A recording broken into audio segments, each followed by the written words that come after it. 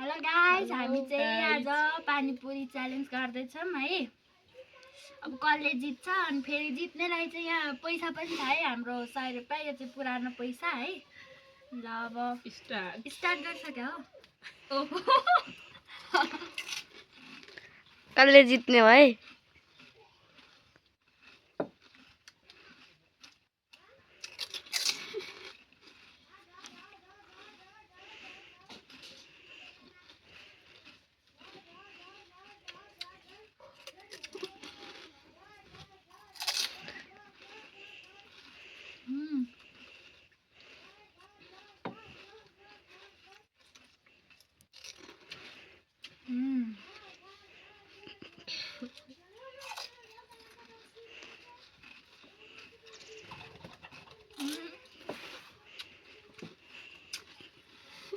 मैले पनि सक्नु हो।